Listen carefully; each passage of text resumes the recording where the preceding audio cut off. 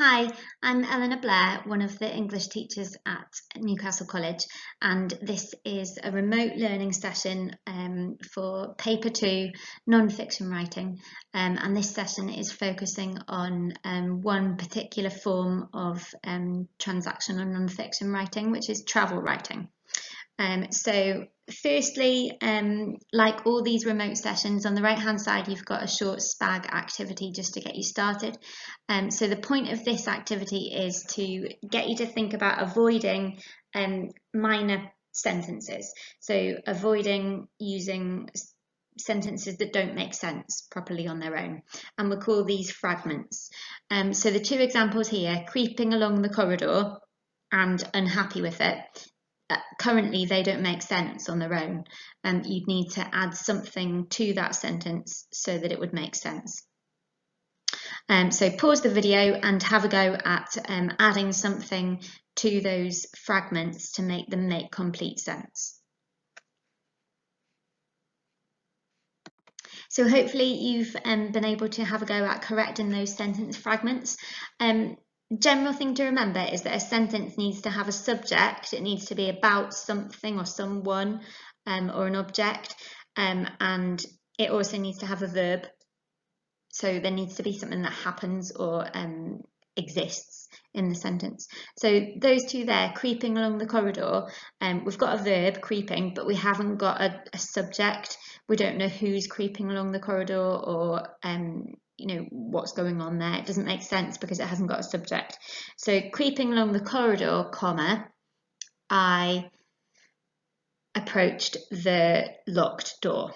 That would now make sense because we know who the subject is and we know what's going on. It makes sense. The second one, unhappy with it. It needs a main verb. I was unhappy with it, or he is unhappy with it, but it currently doesn't make sense the way it is. So just get into the habit of checking your sentences. Do they contain subjects and verbs? Is something clearly happening in the sentence, or is it just a fragment where it doesn't really make sense? So during this remote session, this should last you about an hour and a half, so the same amount of time that you would be in a face-to-face session at college. You should have enough work here to be able to take you through that same amount of time. So you're going to have 4 tasks to complete, and you'll need to submit them to your normal teacher. So the easiest way to do that would be to be working in a Word document at the same time that you're watching this video. You can keep pausing it to complete the tasks. And you can rewind if there's something that you didn't understand. But if you haven't got Word or you're doing this from a phone, it's fine to handwrite it. Just make sure that you take a photo of it and upload it to Teams, or make sure that you get that to your teacher. So the big picture, why we're doing this, because in section B of paper 2, the non-fiction paper, you're going to get a choice of 2 tasks. And you'll need to pick a task to do. You could be asked to write a review, you could be asked to write a letter, but you could be asked to do travel writing. And travel writing is a little bit more unusual. It's something that you might not have come across, you might not be as familiar with it. So it's important to be prepared for all possible scenarios in this part of the exam to make sure that you can pick the question that suits you best. So 3 objectives. Our first objective was to do with the SPAG task at the start. So you, by improving those sentence fragments, you were making sure that you were controlling your sentences so that they made complete sense, rather than letting your sentences just run on or not make sense by themselves. So our next objectives are to identify features of travel writing. By identifying the conventions, the features of it, hopefully you'll then be able to use those yourself to create a convincing piece of travel writing, if that's what you select in the exam. Our final objective is to explore how you could structure a piece of non-fiction writing for maximum effect, and this is not necessarily just for travel writing. If you think about the approach that we're going to take for structuring the writing, you could use that for other forms of non-fiction, not just for travel writing. Okay, so remember, for English sessions that you do remotely and in your face-to-face sessions with your teacher, it's really good if you can get into the habit of using this Cornell notes method, because it really helps you to think about what you're learning and how you're doing with it, reflecting on how you're finding it as you go along. So split your page into 3. This is the main section where you take notes. This is where you write little prompts or questions for yourself. And this is the final part of your session where you summarise what you've learned. So first, task A, what is travel writing? Try and just create yourself a mind map and try and come up with at least 5 ideas. If you're stuck, think about who, what, where, why. So who writes travel writing, what do they write about, what are the sort of places that they go, where might it be published, why do they write it. Okay, so pause the video and spend 5 minutes just getting all the information that you already have on this topic out of your mind and onto paper. Okay, so hopefully you've got some ideas down. So who? Anyone can do travel writing. Famous travel writers include people like Bill Bryson, you might have heard of, and what a lot of travel writers do is take themselves out of their comfort zone and go somewhere far away from where their natural habitat is, and put themselves, out of their comfort zone and see what that culture and what that experience is like. People write about a whole array of places. Some people go to, unspoilt, rarely visited cultures. Some people go to big cities and write informatively about what those places are like.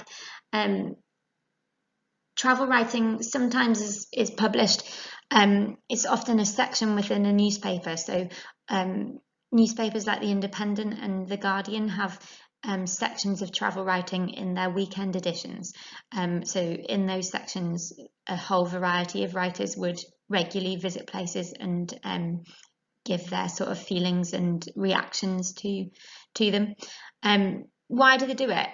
They don't always do it because they love the place. Some travel writers are really quite negative about the places they go. And on a sort of smaller scale, if you think about TripAdvisor and other review websites, you often get people writing about places they've visited to sort of give other people an insight so they can make their own decision if they want to go there. So at this point, if you can pause the video, my hyperlinks don't come up here while I'm recording, but if you pause the video and just hover over this picture of Carl Pilkington, it takes you to a YouTube clip where you can see a little clip of him visiting Mexico. So this series, if you haven't heard of it, follows him, who's like a real fish out of water. He's not impressed with anywhere that he goes. He finds all these different cultures strange and unusual, and his TV program just follows him as he goes to these places and struggles. So the point of you watching this is just to see that travel writing doesn't have to be positive. As with all writing, it's designed for the reader to sort of get something out of it, to enjoy and appreciate what the writer's trying to do. So Carl Pilkington does this in visual form on TV, but he deliberately visits places and then gives a negative opinion of them, or an entertaining view. So your travel writing doesn't have to be glowingly positive about about wherever you choose to write about. It doesn't even need to be somewhere you've really been. If you choose to do travel writing in the exam, you could imagine what that place was like. You don't have to have actually been there. So pause the video, watch this clip, and then answer these 5 questions about what he sees. So hopefully you've managed to watch that video and you've seen the sort of features of what he found when he went to Mexico. What I'd like you to do now, knowing what you know about Carl Pilkington as a travel documentary maker, what do you think he would think of the Metro Centre if he were to visit Newcastle? So try and do it in the same style as him. So you're describing your dislike and annoyance and bafflement about a place, but try and do it using the 5 senses. So what he can see, what he can hear, what he can touch or feel, what he can smell, what he can taste, just to make it come alive a bit more so that the reader can really imagine what it would be like to be in this strange new world of the Metro Centre. So spend 15 minutes on this task and write yourself a paragraph using the 5 sentences, but focus on the Metro Centre. Okay, so hopefully you managed to get a paragraph written there, which you'll be able to hand in to your tutor and get some feedback. So the main text that we're going to look at here is from Bill Bryson, who's a really famous travel writer. He's American, but he writes about all different places in the world. He's a bit of an Anglophile. He's a big fan of Britain and thinks British culture is really interesting. But in this text here, he's writing about somewhere a bit closer to home, which is Las Vegas. So our preconceptions about Las Vegas would be that it would be really glamorous. It's a really exciting place, bright lights, lots going on, wealthy. But he writes about it in a slightly different way. So let's just read it through together, and then you're going to think about the way that he structures his writing and how you could try and emulate that. So I'm going to use the highlighter as we're reading. I got to Las Vegas and my unease vanished. I was dazzled. So here, this short sentence, I was dazzled. Even though it's short and simple, it sort of stops us in our tracks, doesn't it? Rather than describing something using 10 words, he describes it just using one quite powerful verb. To dazzle means to really be taken aback by something, but it's not necessarily positive. If I was dazzled by something, it's quite jarring. It stops me in my tracks, and it makes me think of like horrible strip lighting that you would have in buildings inside, that it's not that pleasant. It was late afternoon, the sun was low, the temperature was in the high 80s, and the strip was already thronged with happy vacationers in nice clean clothes, their pockets visibly bulging with money, strolling along in front of casinos the size of airport terminals. It all looked fun and oddly wholesome. I had expected it to be nothing but hookers and high rollers and stretched Cadillacs, the sort of people who wear white leather shoes and drape their jackets over their shoulders. But these were just ordinary folks like you and me, people who wear a lot of nylon and Velcro. So he uses a lot of sort of familiar, recognisable textures in this part of the text, which make the people seem ordinary. It makes it all seem a lot more normal than he was expecting. So these are all words that we recognise. Velcro is really familiar to us, isn't it? Ordinary folks makes the people seem harmless. The names of the hotels and casinos were eerily familiar. Caesar's Palace, the Dunes, the Sands, the Desert Inn. What most surprised me, what surprises most people, is how many vacant lots there were. Here and there, among the throbbing monoliths, there were quarter-mile squares of silent desert, little pockets of dark calm just waiting to be developed. When you have been to 1 or 2 casinos and seen how the money just pours into them like gravel off a dump truck, it's hard enough to believe that there could be enough spare cash in the world to feed more of them, yet more are being built all the time. The greed of mankind is practically insatiable, mine included. So this section here, up to this point, is all quite general, isn't it? It's talking about people in general who are ordinary folks. They're pluralised there, aren't they? There's more than one. All the people are made to seem sort of the same. And then he's talking about the whole landscape of Las Vegas. Lots of different places are being listed, so it makes it sound big and quite intimidating. Like as far as the eye can see, he can just see space. I'm going to change colour here because you'll notice when we move into this third paragraph, it becomes more specific. So whereas in this yellow section, it's quite general, just about Las Vegas as a whole, now in this second sort of stage of the text, it's more specific because we go into one hotel. I went to Caesar's Palace. It is set well back from the street, but I was conveyed in on a moving sidewalk, which rather impressed me. Inside, the air was thick with unreality. The decor was supposed to be like a Roman temple or something.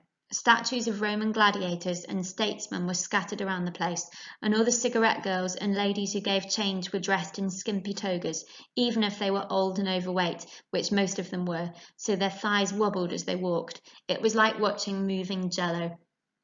So we can see his American background here with using jello rather than jelly. And in contrast to the familiar materials like nylon and Velcro, this all seems really unusual. So Romans, gladiators, togas, it seems like another world.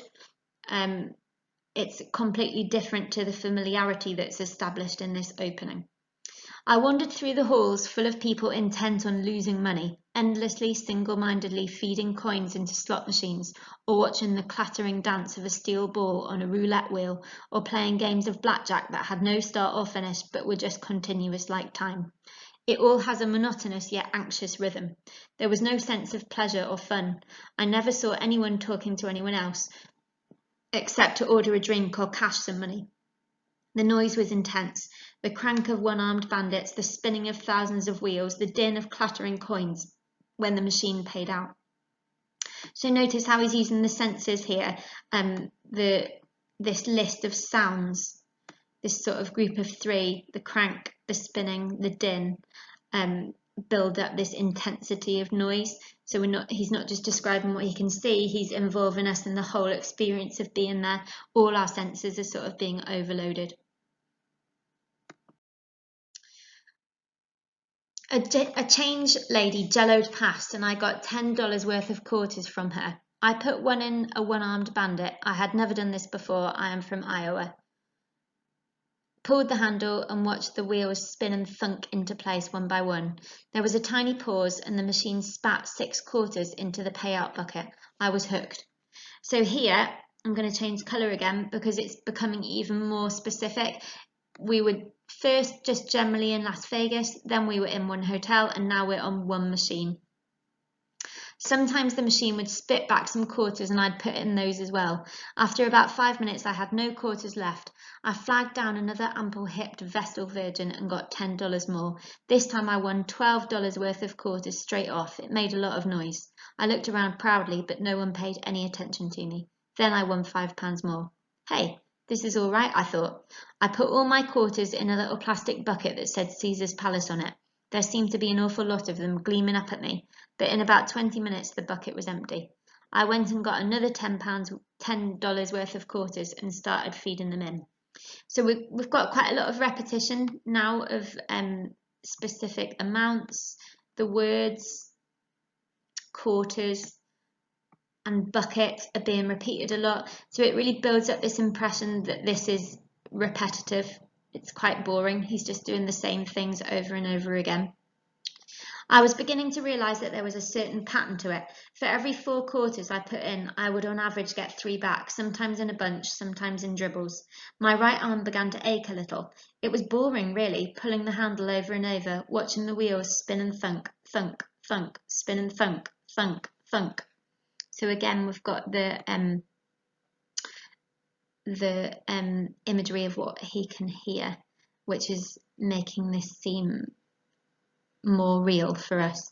With my last quarter, I won $3 worth of quarters and was mildly disappointed because I had been hoping to go for dinner, and now here I had a mitt full of quarters again. So I dutifully fed the quarters into the machine and won some money. This was getting really tiresome. Finally, after about 30 minutes, I got rid of the last quarter and was able to go and look for a restaurant. On my way out, my attention was caught by a machine making lots of noise. A woman had just won $600. For 90 seconds, the machine just poured out money, a waterfall of silver. When it stopped, the woman regarded the pile without pleasure and began feeding it back into the machine. I felt sorry for her. It was going to take her all night to get rid of that kind of money. So at the end here, he establishes like his main point about Las Vegas that he wanted to make in this example of travel writing. Most people see Las Vegas as a place to go and win money, but he makes the point in this that it's actually a place where you just lose money. people go to have the experience of gambling, but in general they're going to lose a lot more than they're going to win. And rather than make this seem like the sort of place where you're having a brilliant time, he establishes that it's quite boring. So the word that we had right at the start, being dazzled, that was a bit ambiguous. We weren't sure whether that was positive or negative. He's established here quite flatly, not with much emotion, just quite matter-of-factly, that Las Vegas is a place that's really quite dull because you're doing the same thing over and over again. So 5 key features in this example of travel writing that you might be able to use yourself when you do some travel writing. So it's written in the first person and it's establishing a viewpoint. So like we said with Carl Pilkington, travel writing doesn't have to be positive. Bill Bryson's view of Las Vegas is curious, quite disappointed, and he's very much an outsider. He's just viewing the sort of displeasure that people have, but quite flatly and matter-of-factly. He doesn't get very emotional about it. He's just an observer. So he uses this general to specific structure. So we looked at the start of the text, he was talking about Las Vegas in general, and then he moved on to focus on one hotel, and he went inside, so it moved from outside to inside, and then by the end he was focusing on one machine and one woman, so it becomes more specific. It sort of zooms in, it goes from a general wide view to one hotel to then one machine and one person, so it really narrows as the text goes on. It pinpoints just to very small details. So that would be a really good structure that you could use in your travel writing as well. He used the senses a lot, especially auditory, so what he could hear. There were a lot of words that used onomatopoeia that sound like what they are, so like clunk, and words that really help to establish the noise in the casino. He also uses imagery really carefully to express his point of view. So when he talks about it being like gravel off a dump truck, it's quite a negative image, isn't it? A dump truck doesn't seem like a place where there's much care going on. And then this final metaphor at the end, when the woman won all the money and it said a waterfall of silver. That sounds quite beautiful, but silver isn't the most valuable of metals, is it? It's sort of takes the shine off it a little bit. Even though she was winning loads, it's not gold. It's not like she's really hit gold. She's getting a waterfall of something that's a little bit secondary. So your next task, have a go at writing for 25 minutes. Pick a place that you've visited.